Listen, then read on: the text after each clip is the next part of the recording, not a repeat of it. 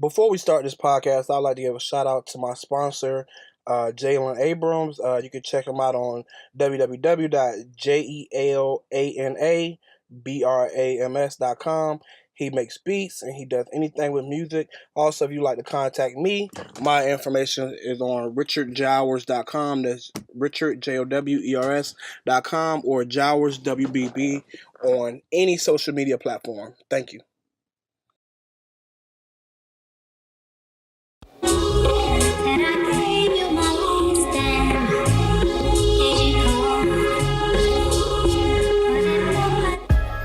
Greetings. My name is Richard Jowers, and this is my podcast. We will talk to and learn about some very interesting people. Our topics will mostly be about women's basketball, sports, finances, and life in general. Thank you for listening to my podcast, and here we go.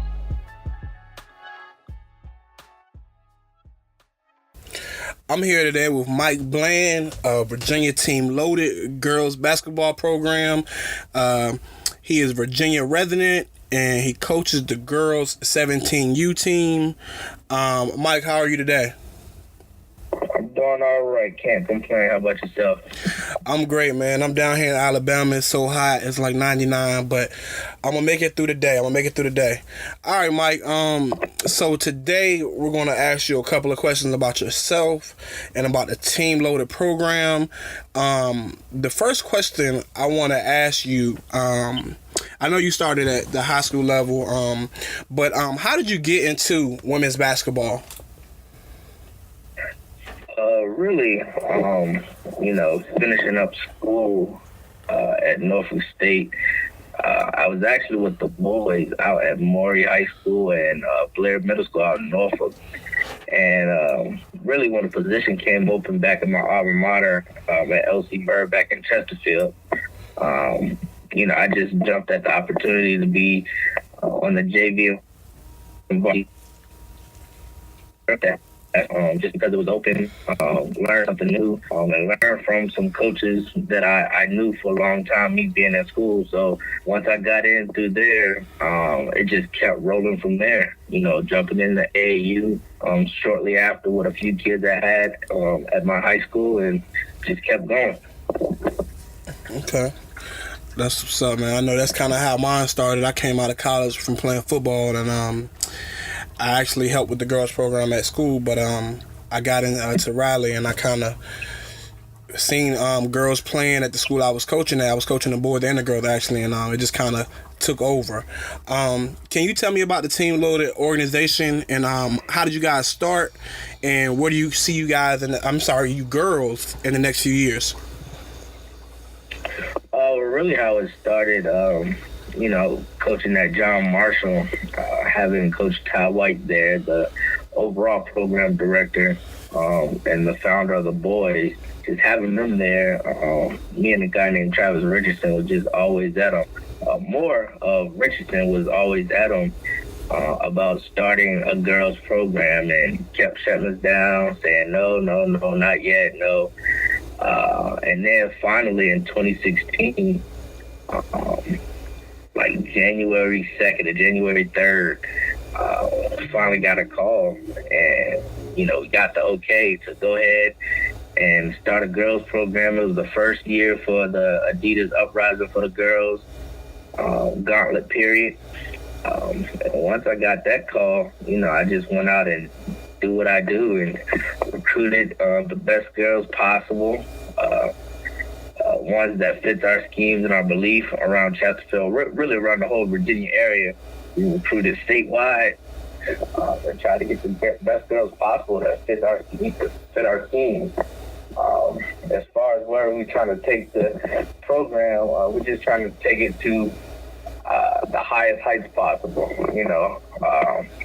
continue to develop student athletes on and off the court, and young women, prepare them for society, get them good jobs and things like that. We're trying to become one of the premier programs in the nation, in the country, and really trying to make a statement for ourselves. Definitely, I can understand that. I know when I first seen you guys play you guys played so hard in that first Adidas Uprising tournament. I mean, when I say those girls, they went like they weren't playing with anybody. They don't care who came in front of them. They played really hard. Can you tell me some of the issues that you see in girls basketball? Really, I think they're just, politics and parents not understanding how programs work and, how the recruiting process works. I think a lot of these older programs, the ones that have been around for a while, they have a certain way of how they work. And, parents just pretty much believe in anything, especially now AAU has become a business, more than just helping just to give it. And parents fall into the trap and pretty much believe anything that they see just about that looks good. And a lot of times it's fool's gold. And then just going to the next level, this transfer process in college is just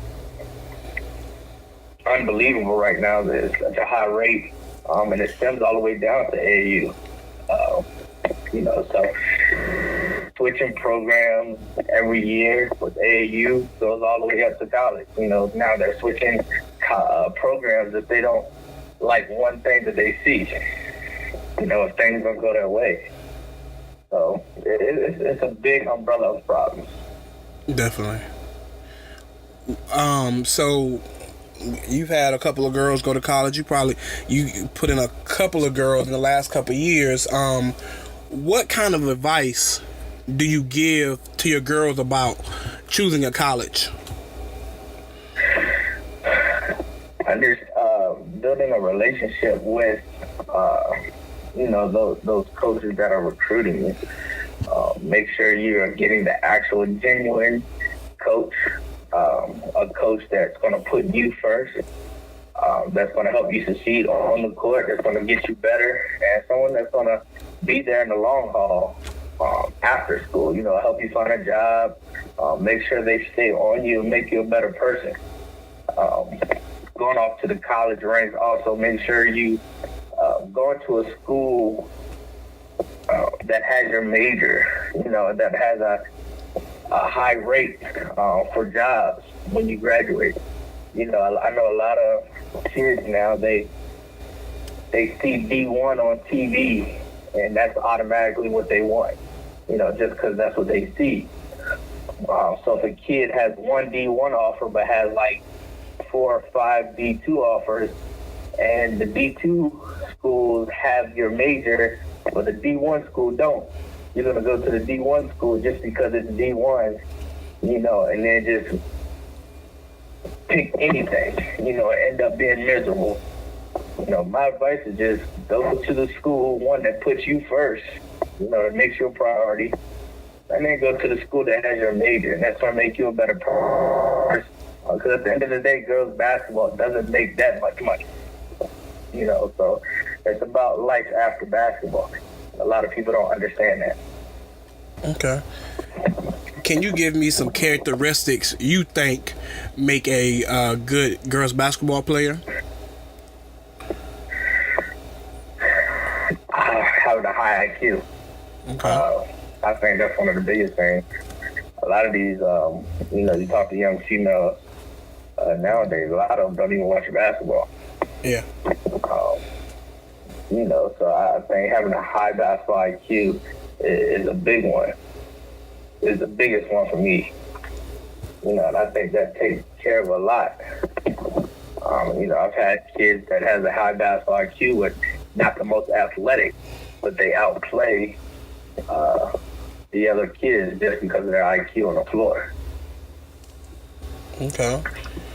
What would you say if someone was choosing between you and another organization?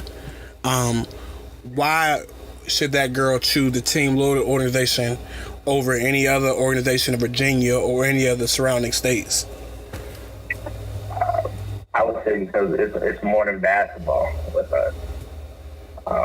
It's not just about getting in the gym and picking up a basketball and training and practicing and things like that. It's about helping develop that kid into a young woman.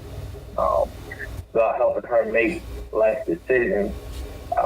One thing about the Team Loader organization, we have a lot of males in our organization, so even they might have different problems at home, different personal issues that we might have advice for, and things like that. And then we have a lot of young men and women in our organization as well that can connect to these young women and give big time advice. For us, it's just, again, more than basketball, more than that bouncing thing, even though we understand that takes us a long way. We try to pride ourselves on the kid and putting the kid first and their family. Okay. All right, I got a fun question for you. If you had a last second shot and you can pick any girl that has played in Team Loaded since you guys started, who would you pick to take that last second shot and why? Jada Boyd. No question. Jada, she pretty much can get any shot she wants. And she wants that big shot. She's not going to shy away from it. I can remember going back to her freshman year when she played for us, and we were up in Maryland, and we played both for the takeover team in that tournament. And both times she's hit the game winner against them. I wasn't even drawing the play up for her the first time, but she came to the ball after my guard couldn't get open, and she knocked down. Wow, that's amazing. That's when we really seen, like, she can really stretch the floor, just that play. So without a doubt, Jada Boyd would be the person that I go to. Okay. If we had a 3-on-3 tournament, and you can have any 3 women's basketball players, whether it be in the NBA, college, or wherever, you have to pick a guard, a wing, and a forward center player. What 3 players would you pick and why?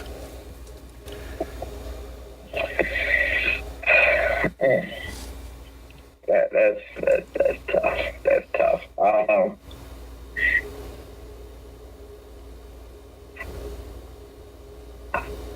I would go with.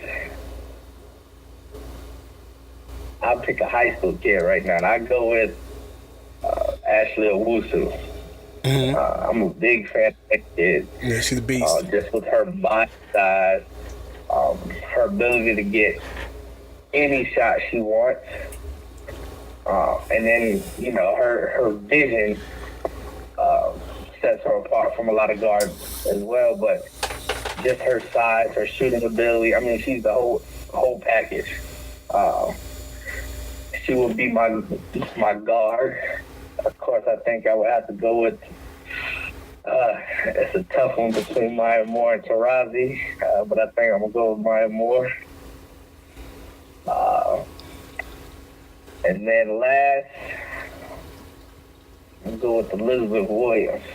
Go with another Virginia kid. Okay. She's been playing big time basketball for the Atlanta Dream this season, especially these last few games.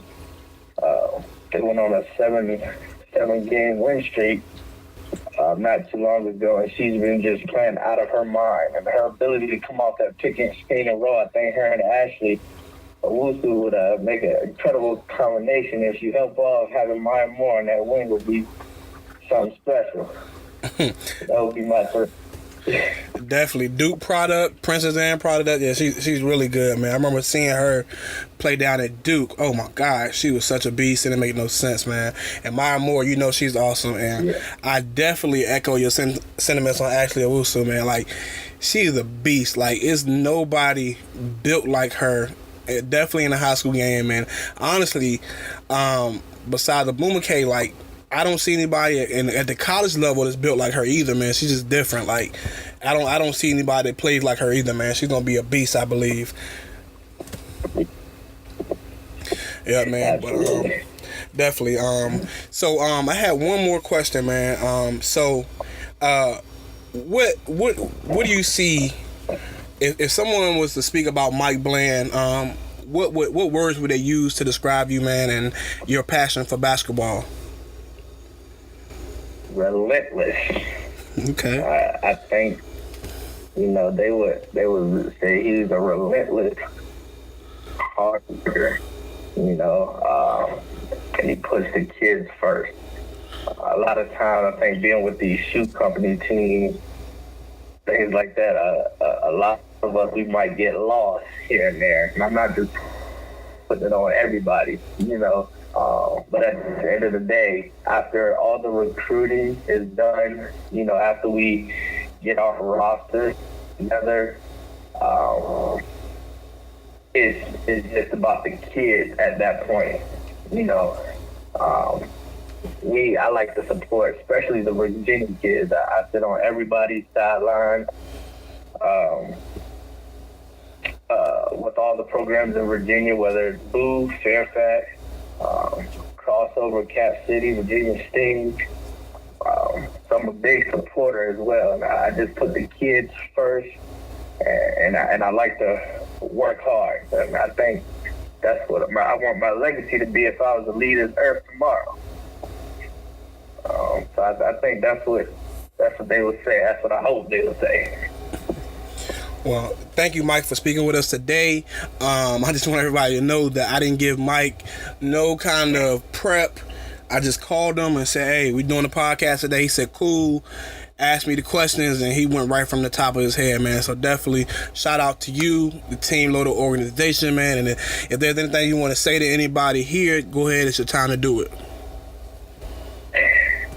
I appreciate you having me, first and foremost.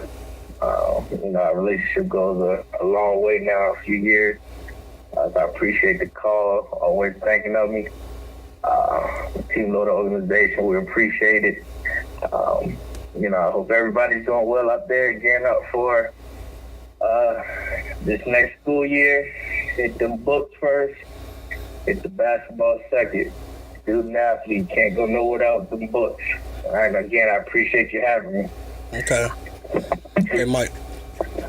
Mike, take care, man. I hope you're the best, man. Appreciate it. Thanks. And that brings an end to this podcast. I would like to thank everyone for listening. And please don't forget to lift as you climb.